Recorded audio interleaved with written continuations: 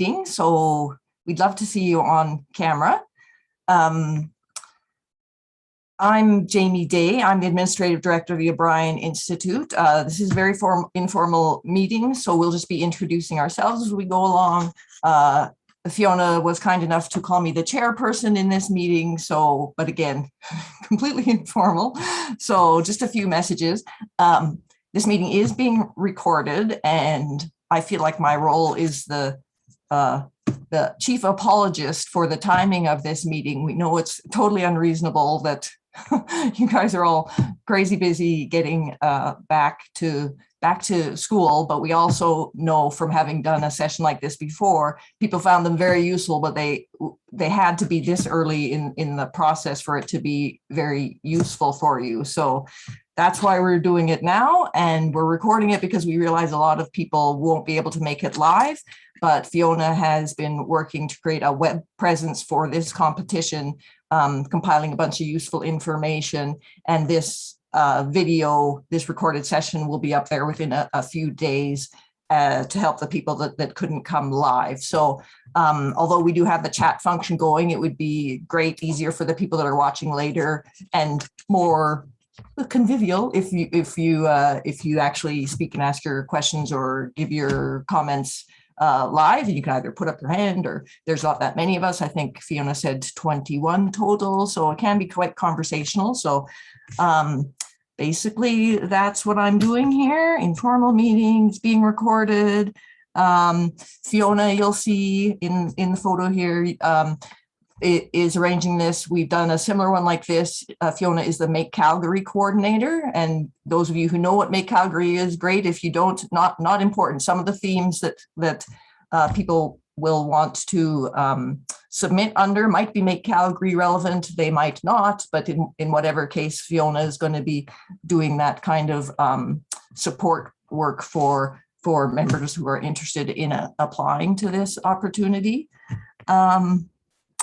And the other message was that none of our colleagues from the City of Calgary were able to make it today, but we do have quite a bunch of colleagues that Fiona is familiar with. So if questions come up that you want to be put in contact with a City of Calgary person, Fiona will be able to manage that. So let your thoughts roam freely. We'll hope to be able to support you with whatever kind of things you come up with. So next, Liz.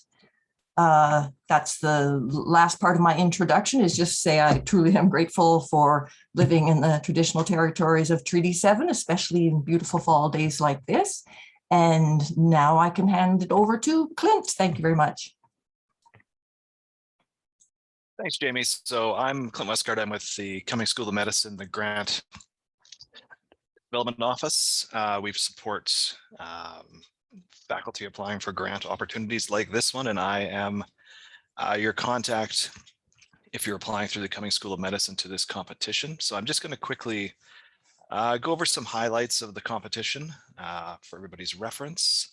So as the slide shows, there's going to be around 20 grants awarded out of this competition that will be, and the intention is to support community-led and community-based formal partnerships between at least one partner organization, and that can be a not-for-profit, public or private sector organization, and at least one post-secondary institution. SSHRC has identified the following research areas where they would like to see applications, but you're not limited to those, the 4 listed there. Next slide, please. And so this gives you, I guess, a better idea of sort of what they're looking for in terms of supporting. So essentially, the first bullet is they want your project and partnership to address anti-racist or equity, diversity, and inclusion considerations in research practice and design. The second bullet, I think, is really critical for those of you who are familiar with SSHRC's other partnership grants. What SSHRC is looking for in terms of these partnerships is that the partner has a research question or a research need that the applicants have the expertise to address. And so really it needs to be a real partnership. And the the partner is getting something out of it and bringing something to it as well. The next two bullets, they're looking to support public outreach activities, workshops, conferences, student training opportunities. And the final bullet, they're looking for contributions from partner organizations. With most SSHRC partnership grants, there is a requirement of matching funds, cash or in kind, from partners. They don't, I think, have an explicit requirement here, but the expectation is that partners will be contributing something. Again, that doesn't need to be cash, it can be in kind, and they're quite flexible in terms of their definition of in kind contributions. Next slide, please. So the timeline for the award, the internal deadline is November 8th at 9 a.m. Approvals through the research management system. Anticipated notice of a decision is in March. And so the total value of the award is $450,000 over 3 years. It's a little bit unique in that for your first 2 years, you can only ask for up to $80,000 a year. And then in the third year, you can ask for up to $290,000 a year. And there's a 2-year automatic grant extension available. So essentially they're giving you 5 years of funding for a 3-year grant. Next slide, please. So just some eligibility criteria. So proposals have to meet the SSHRC subject matter eligibility, which is essentially that the project has to add to our knowledge of the social sciences and humanities. If your project is health related, has health outcomes, that is potentially eligible. SSHRC does allow health outcomes. They just can't be the primary outcome of the project, which has to be advancing knowledge in the social sciences and humanities. And I'm happy to answer questions about whether you think if you have questions about whether your project is eligible or not. In terms of the team, there is an academic project director who is the principal applicant, and that has to be somebody from a university. And then they have 2 other roles, the co-director and co-applicant roles. These can be filled by academics or partners. International participants that are in either of these roles have to be affiliated with a post-secondary institution. And then they also have collaborators. And if you have private sector or federal government participants on your grant, then they have to be in the collaborator role. And just a note that collaborators on SSHRC grants cannot receive funds. Finally, I think I already talked about this, but partners really can be just about anybody, public, private, not-for-profit. Next slide, please. A couple of notes about eligible expenses. They are allowing they are allowing you to pay for a project coordinator manager position provided that person is not a participant on the grant. And they cannot be paid for administrative services that the institution would typically provide. And they cannot be paid to conduct research. They also are allowing 50% of salary for a nonprofit participant involved in the project to be part of the budget. And these people would be in the co-director, co-applicant role. And they're encouraging expenses around equitable, inclusive, and accessible participation in research. And finally, there will be a knowledge mobilization form at the end of the grant. And so you need to include expenses for that in your budget for travel. Hoping to have that happen. And if it doesn't, then those expenses can go somewhere else in your budget. Next slide, please. So turning to the application now, the application is on the Convergence portal, which is not the SSHRC portal. So if anyone has applied to the New Frontiers in Research competition, this is the portal that they use for that. And I would recommend going in there and getting started early just to familiarize yourself with it. It does take a bit of time to get yourself set up as an applicant or a participant. So particularly for your partner participants, if they're not familiar with the sort of research portals, it's worth getting them in there and getting started early because there are a few steps involved. The application itself is, I think, basically the SSHRC Partnership Development Grant, if anyone is familiar with that. It's a 15-page proposal, and the page limits that I've identified here are hard limits. So you need to address all of these sections here. And so anyone who has applied to a SSHRC grant will be familiar with the first three. It's the proposal, training section, and knowledge mobilization. Description of partnership. A description of formal partnership is where you would describe why the approach and partners are appropriate for the project, and how the partners will be involved and how they will benefit. The governance section is where you would address how the project and partnership will be managed. And then description of team is a one-page description. I have no CVs included in there, but that is actually incorrect. There are CVs. It doesn't look like it from the funding call, but if you go into the Convergence portal, it does list that CVs are required for the project director, co-director, and co-applicants. I guess the only other point I'll make here is that in your budget justification, you will need to include some information about how you will be spending the money in years 4 and 5, even though it is a 3-year grant, particularly if you're asking for the full 290,000. Next slide, please. So evaluation criteria, obviously EDI considerations will be critical in this application, and Jaya will be speaking about those in a bit in more detail. I'll just note here that they're asking you to address it in 2 areas: research practice, which is your team, broadly speaking, and research design, which is obviously your methods. The evaluation criteria themselves are the standard SSHRC criteria: challenge, feasibility, and capability.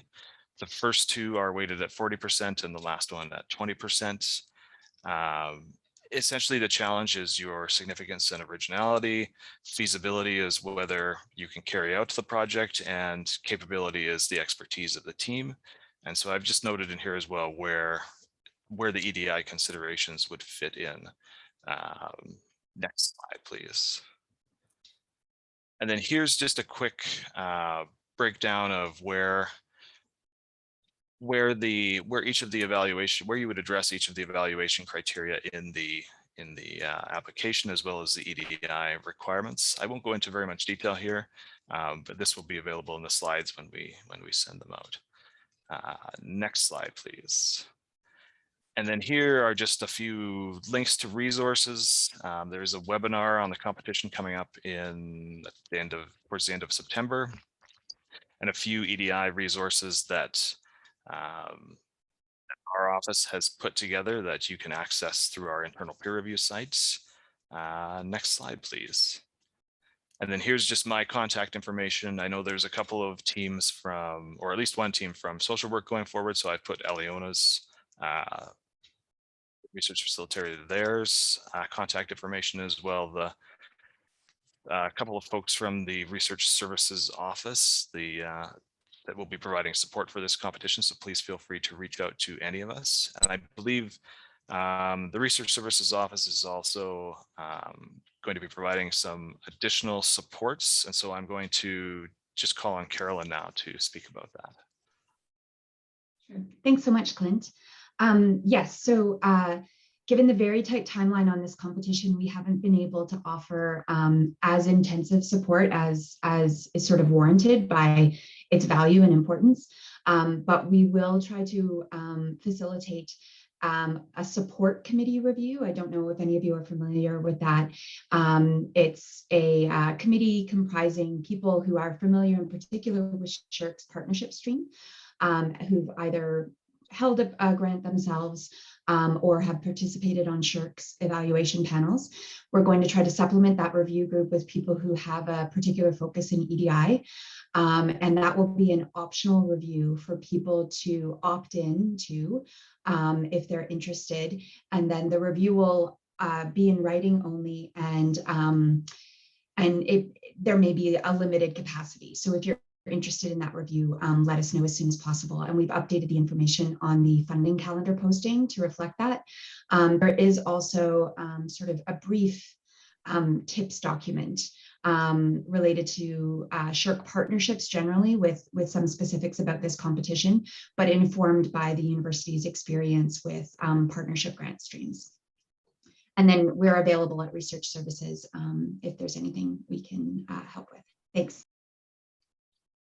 Thank you, Carolyn. So that's it for me. I will turn it over to Jaya to talk a little bit more about the EDI criteria. Do we want to, does anyone have questions for Clint or Caroline before we move on, or should we go to Jaya? Seeing no hands, let's go to Jaya. Thank you. Great, thank you so much. And thanks, Clint, for setting us up so well with that really nice broad context from which we'll really take a more sort of focused look at the EDI components of this competition. So I just really quickly want to introduce myself. My name is Jaya Dixit. I'm the EDI advisor in the Research Services Office. My pronouns are she, her. I'm joining you from a little bit further west in Treaty 7 territory over in Cochrane. And I agree with Jamie, it is certainly a beautiful time of year here.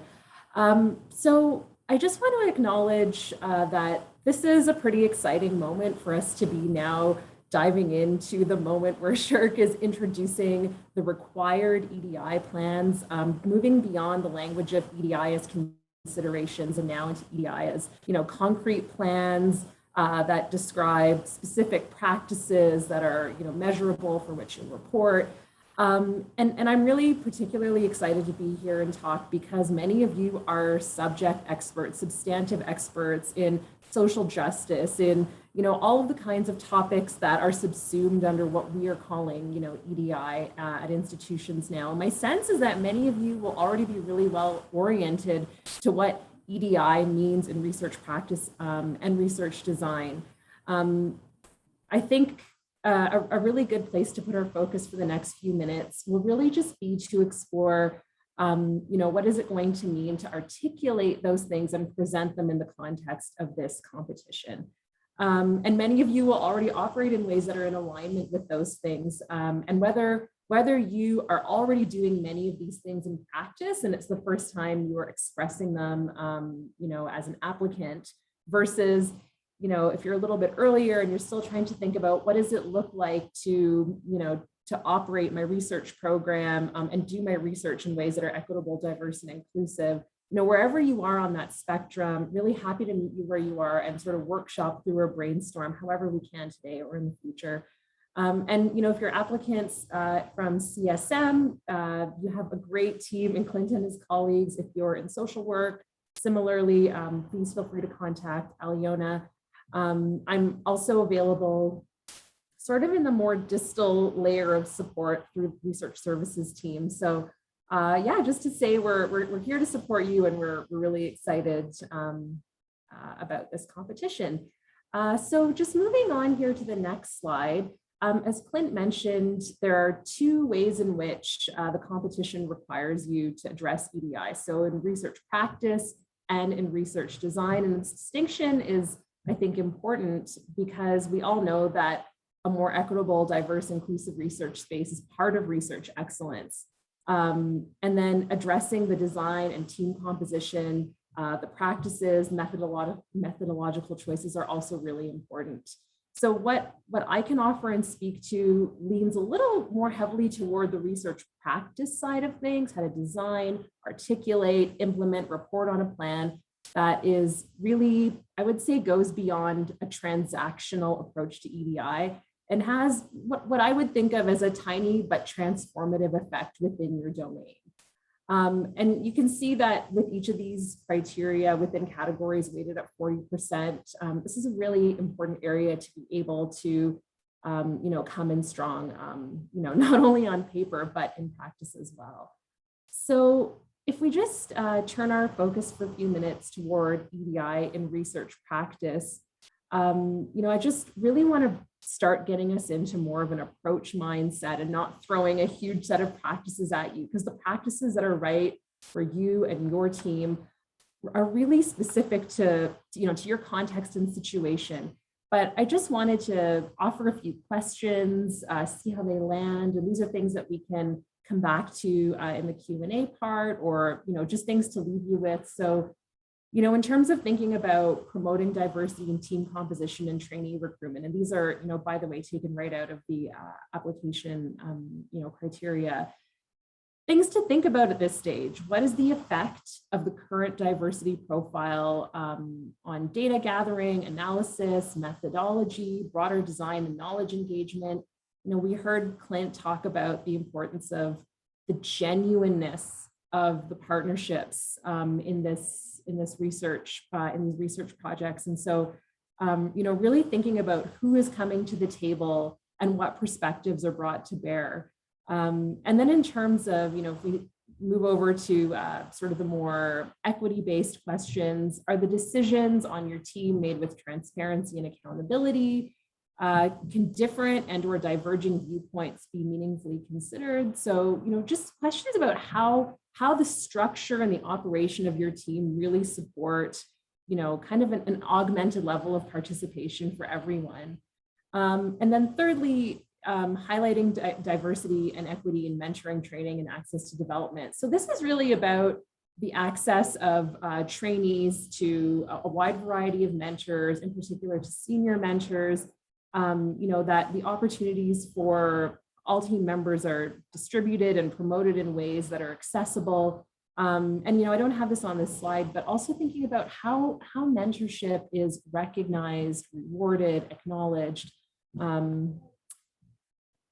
And so just to move to the next slide here, if you're new to all of this, if you're new to thinking about these questions, I just wanted to throw a few, again, approach type questions your way, or, kind of big thoughts. There's a much more specific kind of granular matching practices to approaches document coming.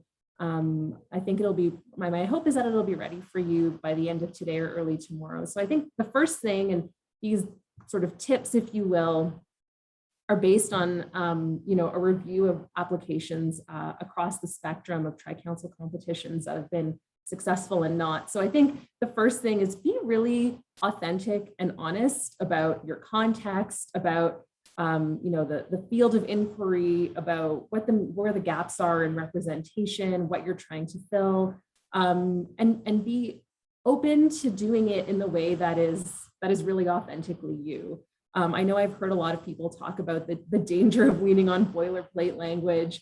And so I think this, to me, is really the foil to that, is to really take that deep dive and think about, what is the profile of our area of research, and how does it need to shift and change, and what are the small actions that I think are, really well matched to where we are and how we can address that.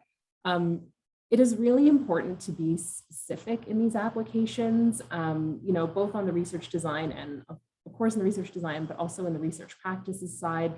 This competition stresses the importance of, analysis that addresses intersectionality. So, that's a much more sophisticated undertaking, than looking at things in a single factor, single variable way. So, really thinking in specific terms about methodological choices on the design side, for instance, but then also about the specific practices that you'll be using on a day-to-day basis, or, implementing for specific, hiring practices, or, other aspects of running the program, and really naming those practices. And, an example I heard in a workshop that I attended recently was, instead of saying everyone on our team will attend some university EDI training, listing a specific workshop that you think would be really well suited to your team and its needs, and, even putting dates or deadlines on the time by which those trainings will take place.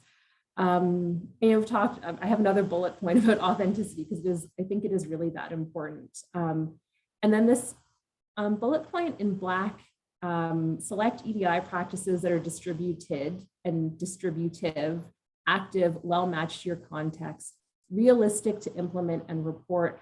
it's really fascinating to see in other, in other agencies, we have, NSERC Create and NFREF. And as we're starting to see researchers reporting year over year on how they're implementing their plan, and in particular, how they're doing with their proposed actions toward enhancing EDI, it's becoming increasingly apparent that you really need to be able to report on this in the same way that you report on other aspects of your research. So it's important to choose things that are realistic so that you can reflect on how they're going, how successfully they're being implemented.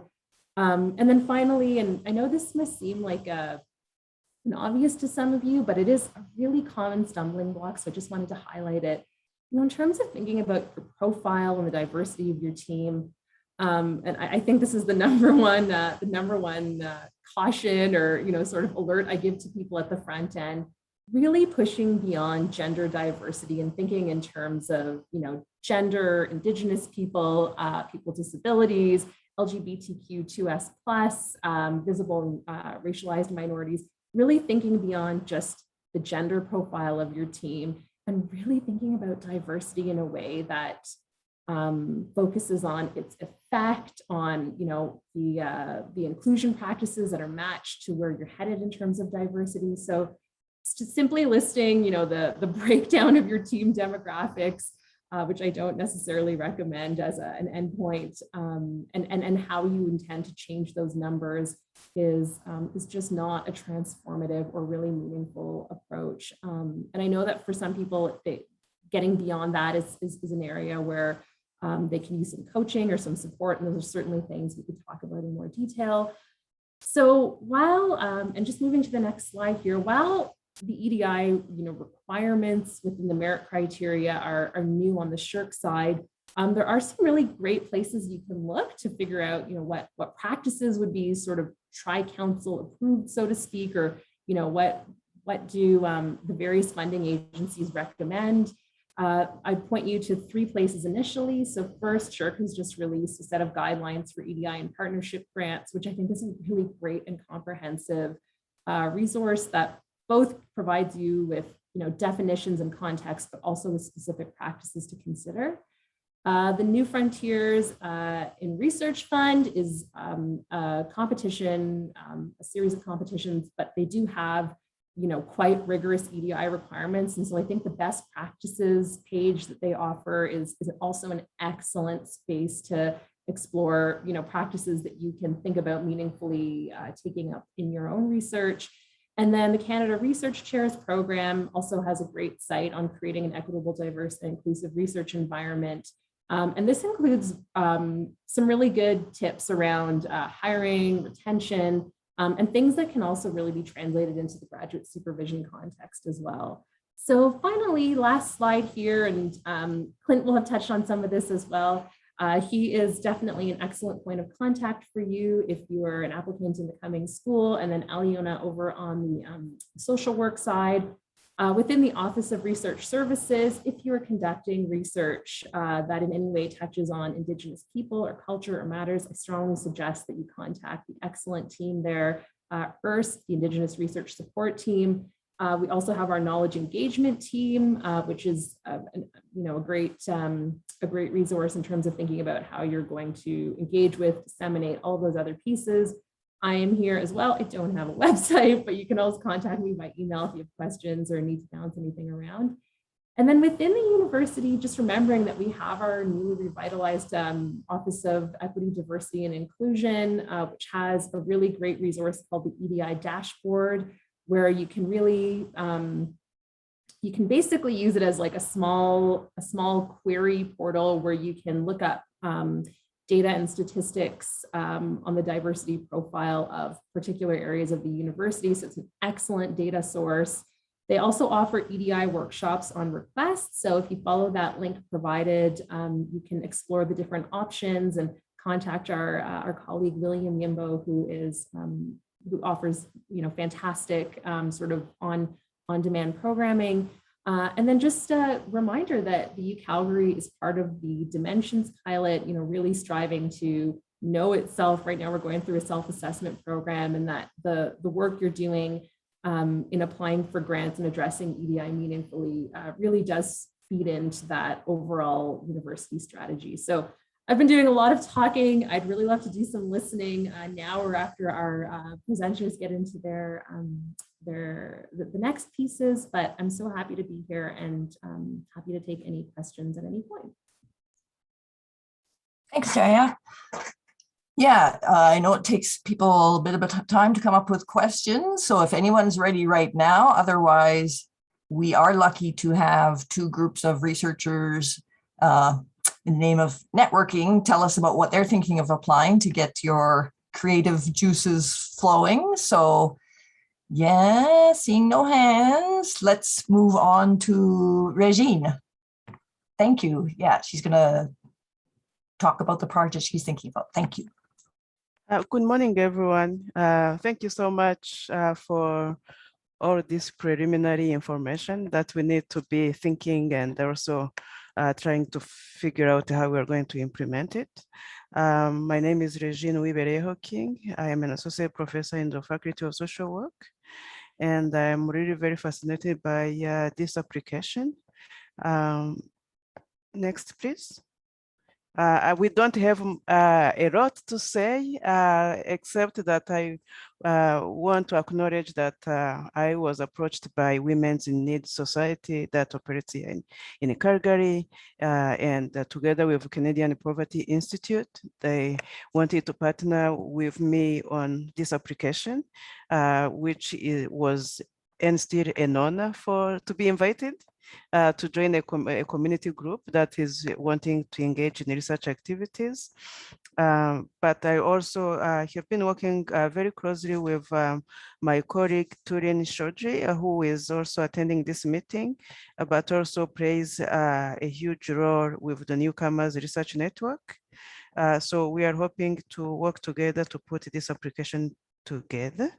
But we will be looking for other partners as well, depending on the expertise of that we might need, because we think we don't know everything and can always benefit from someone else who brings in talent and expertise in other areas that will make this application much stronger. Next, please.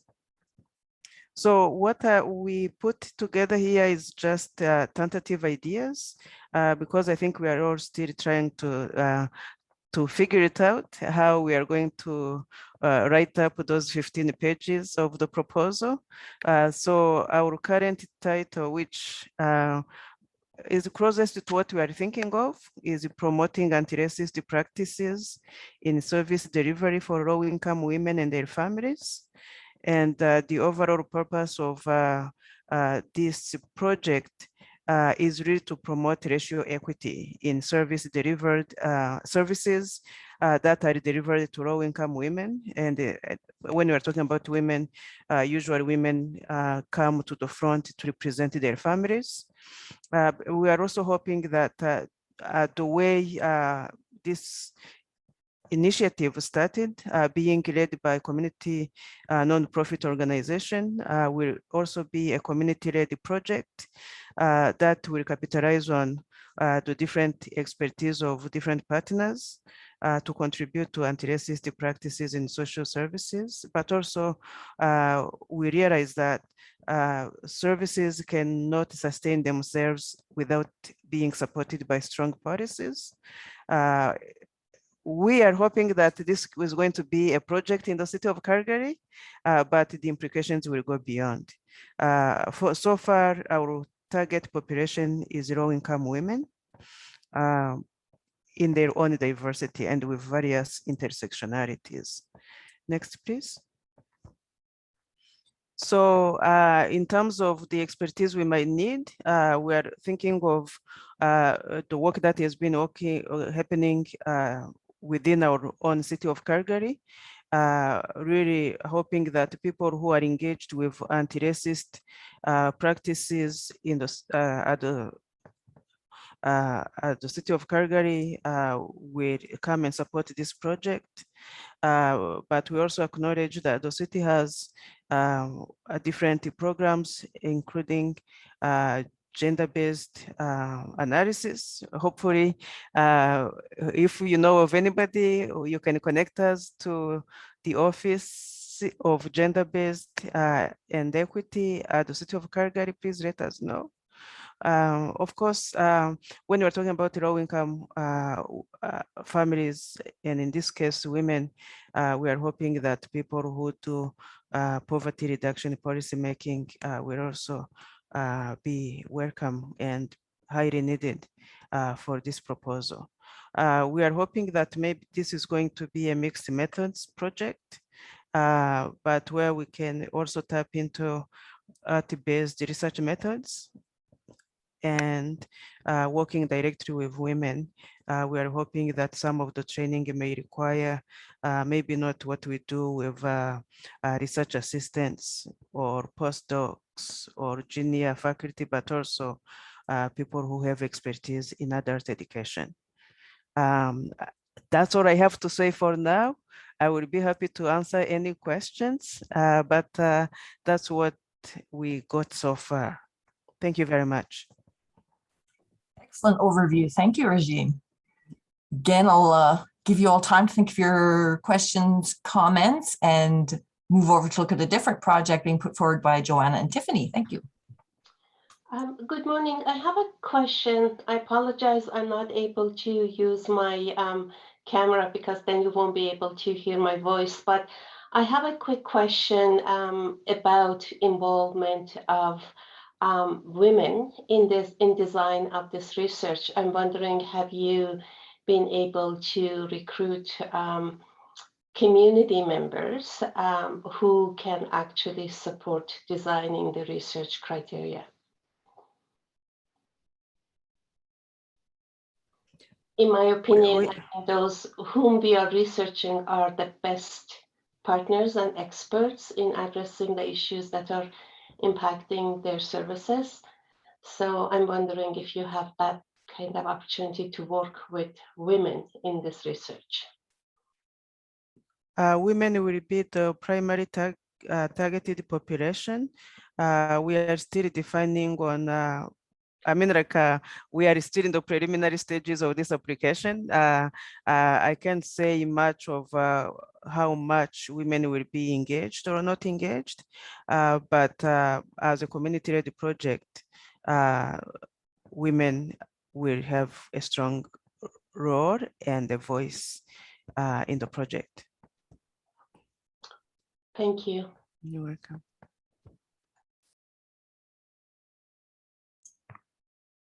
Okay, over to Joanna and Tiffany then. Hi, everyone. My name is Joanna Rankin, and Tiffany Bolton and I are partners on this project, and this stems from some other work that we've done. I guess I'm a senior instructor in community rehab and disability studies in community health sciences, and Tiffany's an instructor along with me. So I don't know, Tiffany, do you want to just introduce yourself? Yes, hello, I'm Tiffany Bolton. As Joanna said, we're working together. We're both in the Cummings School of Medicine in the Department of Community Health Sciences, and we're both instructors in community rehab and disability studies. And I'll let Joanna kind of talk a little bit more about this project, but it's something that we've been working on for the past year, doing some initial exploratory research on it, and we're ready to take it to the next stage. So I'll let Joanna start. Okay. So what we're really looking at here is how can we use a doula model to fulfill some of the unmet needs of women with mental illness or women who are using mental health services. So we know that women in Canada have especially low levels of mental health, and we see reports that women often say that they have many unmet needs in this area.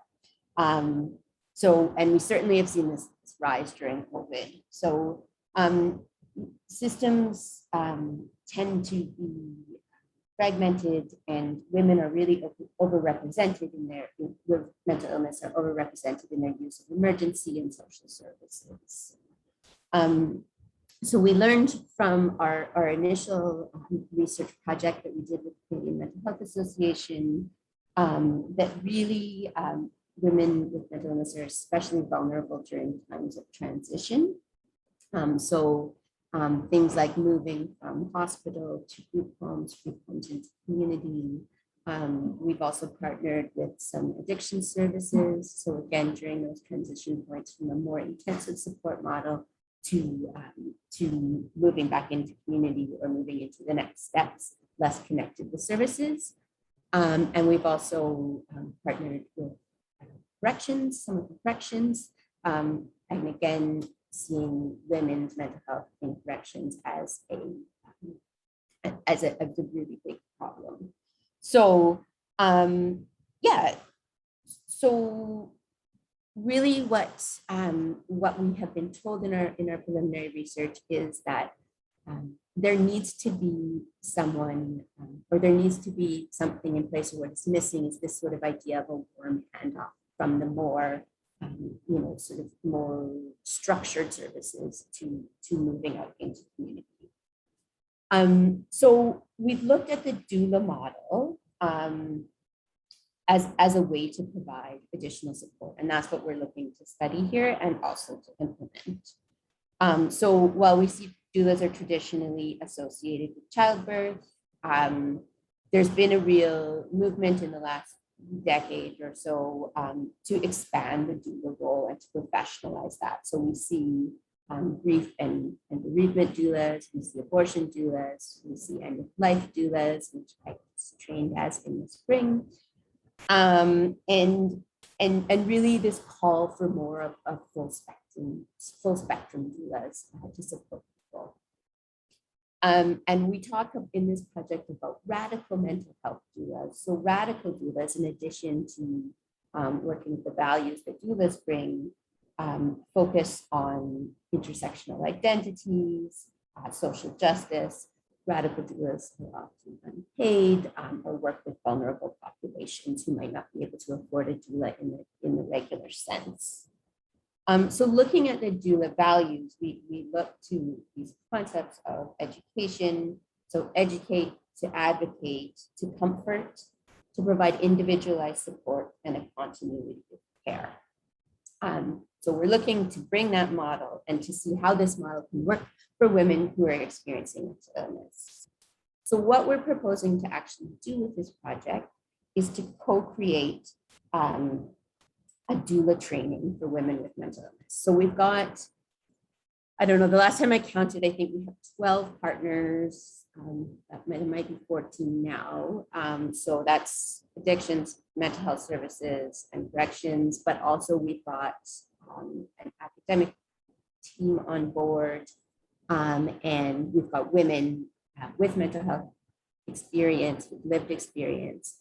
And the idea is that our doulas would be the people that we co-create this curriculum with, but also that we train will be people with lived experience. So borrowing a little bit from peer support model and complementing that. So yeah, the first thing that we want to do in this is co-develop a training. So to identify some gaps and barriers that the doulas could fill.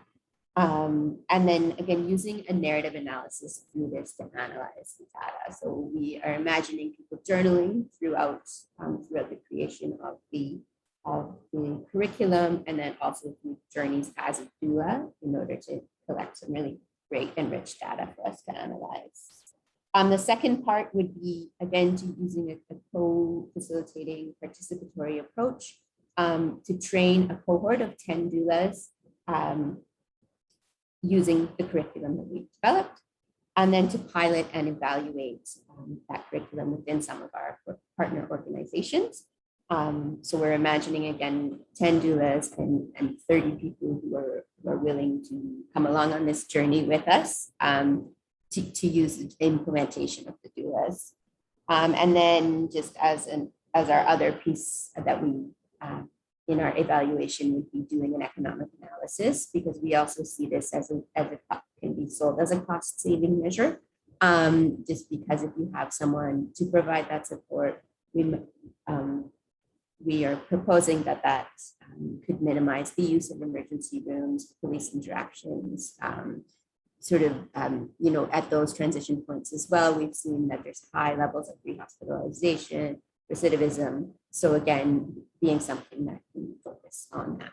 So our last slide is I just wrote up a little summary, so we don't need to read that. But yeah, I don't know, Tiffany, did you want to add anything? I think you covered pretty much all of that. Thanks, Joanna. I would just add that one of the outcomes of this research, we hope, is to understand how to do participatory research better as well. So we actually want this to be really grassroots, women with mental health challenges to be helping to create the research questions, driving this with us, and also providing us with feedback about, are we doing a good job of being participatory, really? So that at the end we can sort of say, these were the strengths of the approach, this is what really worked, but these are some things that are barriers or challenges to doing this type of research. So I just wanted to add that about the methodological framework. Yeah. Excellent. Thank you, Joanna and Tiffany. And now we're into the open discussion part. Q&A if anyone has questions or discussion about, we've heard about 2 potential applications. Does anyone on the line want to talk about their thoughts about what they're thinking of applying for? Yeah, open it up. Be great to see you on camera.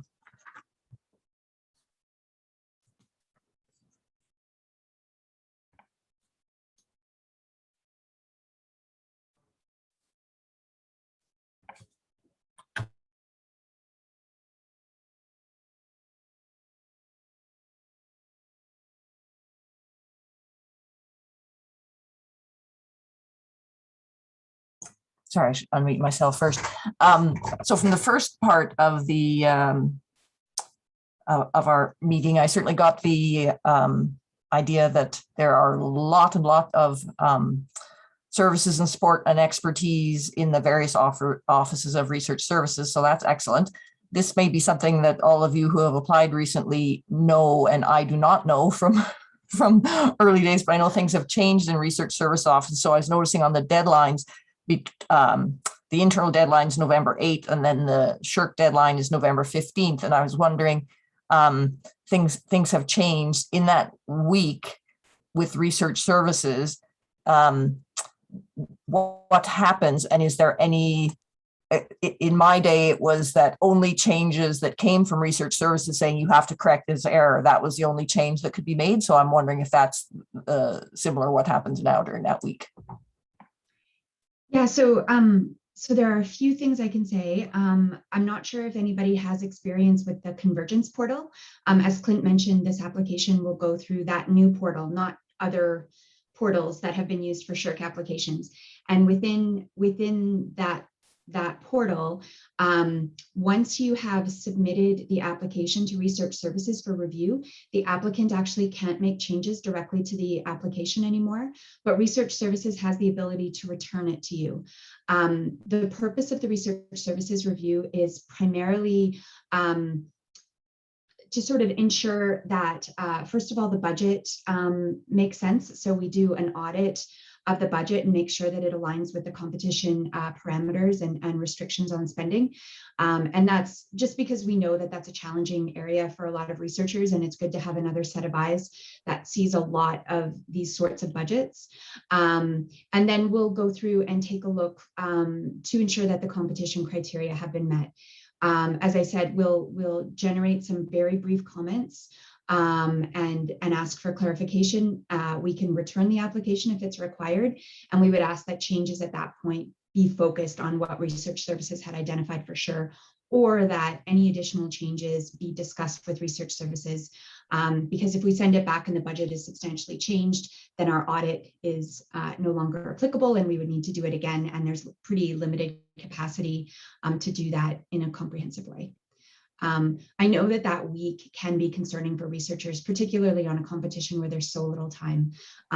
So I completely understand that, and do want you to understand that the application is not set in stone when you submit on November 8th, but it should be as final as you can make it at that point, because then that gives you and research services a chance to give it a read and see if there are some things that need to be tweaked without having new content really be added. Right. And then some of the other reviews and advice that's being offered, that's just to arrange individually with Jaya, for example. And I see in the chat to talk about the engagement team, things like that. So that's just something that the research teams, the applicant teams should build into their schedule of development, work out those timelines individually with those services. Yeah, so I'll let Jaya speak to her own particular involvement, but in terms of the Indigenous Research Support Team or the Knowledge Engagement Team, those aren't necessarily applicable to all teams, so it hasn't been folded into kind of a general support plan. But if teams feel that those services would be valuable, you can reach out to those teams or to those services individually. What I would say about the knowledge engagement team is they, given I'm not sure exactly how much capacity they have, but they would be particularly valuable in taking a look at the description of the partnership structure and how you've described sort of the genuine nature of the partnership. The knowledge engagement team has spent a lot of time working with SSHRC partnerships and helping to facilitate those in particular. And so there's a lot of expertise in that group on that, but there's also not very many of them. So if you think you want to engage them, I'd reach out as soon as possible. And then Jaya, I don't know if you want to speak more to what you might do.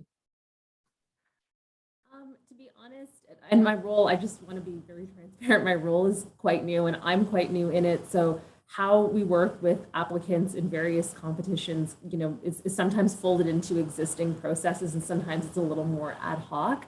But I can say that I have a lot of faith and confidence in the EDI in research advising capacity in both of the faculty in social work as well as CSM. So I'm certainly here. And if you are, I think, if you want to email me for a quick consult about, what does it look like to draft an EDI plan, or, can you give me a few initial thoughts just so I can submit that strongest possible,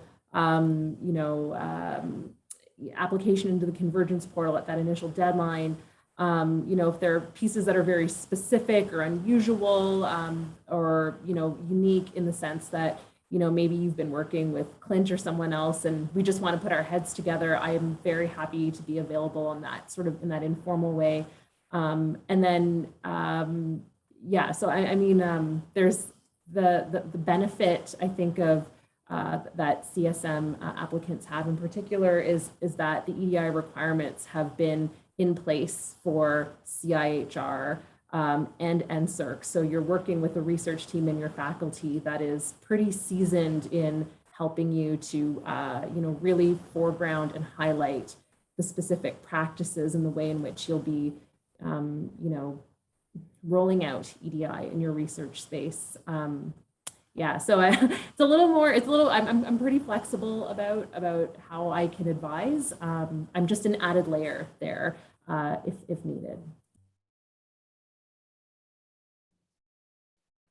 Okay. Anyone else on the line want to talk about their ideas for an application?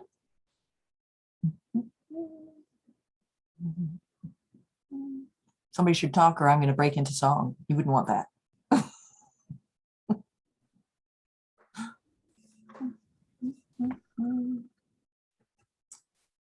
And if we don't see hands, we can call it early and just post the corrected slides. Clint's, especially the thing about the CVs. We'll get that corrected before we send out the slides so we don't confuse anyone, and then we'll Jamie Aliona has her hand up. Oh, thank you. Hi, hello. I'm research facilitator with the Faculty of Social Work. I just wanted to note, I put it in the chat, but just wanted to make sure you see this. So curriculum development cannot be the primary goal. I saw on the detailed project slide for the second project that the first goal is around developing a curriculum. So I would be just careful about it, maybe rephrase it or refocus a bit. Thank you, Aliona. I did see your note in the chat, and that is very helpful and something that we'll follow up with and maybe think about how we can, like you said, maybe reword that or, you know, figure out another way to get around that. I mean, it can be one of the deliverables, just can't focus on this. Okay, thank you. Okay, sorry, I was behind on the chat. Now I'm up to date. Stephanie Warner, are you on camera? You've been making some great suggestions. Do you want to introduce yourself? And hello, yes, I am on camera. I've been hiding out. Yeah, so for those of you that I don't know, my name's Stephanie Warner. My official title is Research Officer. I'm in the VP Research Office, and I'm also fairly new-ish to this role. I'm on a secondment covering a leave this year. And today I'm kind of speaking on behalf of Barry Phipps, who's our Urban Alliance coordinator. And the Urban Alliance is our strategic research partnership between the University of Calgary and the City of Calgary. And so Barry's role and my role supporting Barry is to really connect researchers and city folks together for these wonderful research opportunities. And that can be, partnering on grants. We've had lots of successful instances of researchers partnering on SSHRC partnership grants and things like that. So if you have any interest at all in connecting with the City of Calgary, please do send me an email or send Barry Phipps an email and CC me because he's away this week. But we'd be happy to connect you. One of the main things that's going on right now that Fiona Boulay has been really leading a lot of these conversations is the City of Calgary recently launched their mental health and addiction strategy, which is what I was mentioning a little bit. And they are really interested in partnering with researchers to implement that and to do some research as well as that moves forward. So they are very actively interested in partnering with the city for that strategy, but there's also a number of different groups that partner actively with researchers in Calgary neighborhoods and things like that to do this type of work. And I know Regine King has also done a lot of great work with the city recently as well. So if you have any interest in that, please do send me an email. I'll pop my email and Barry's in the chat just now. thank you, Stephanie. And I noticed the note from Shanaz, but she's had to leave. So check that out in the chat. Anyone else whose hand I'm missing or chat I'm missing?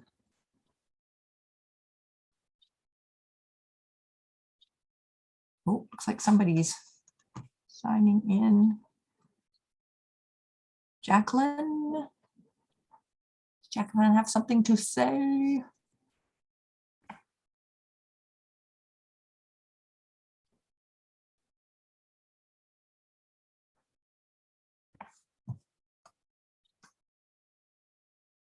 Got Barry's email address in the chat now, and Stephanie's. Giving Jack a little bit of time. I guess not. Other guys, we've landed perfectly on time. I want to thank all the presenters and discussants. I'm looking forward to some great applications and hopefully some successful ones. Anything else I was supposed to remind people, Fiona, before we sign off? Check out the website. Fiona's going to keep adding. Yeah, I think it's all been said, and Stephanie said pretty much what I would say. So we all work together. You feel free to contact any of us, and we'll all connect up. Excellent. To get all those connections going. Thanks for hosting this, Jamie. Thank you all for coming.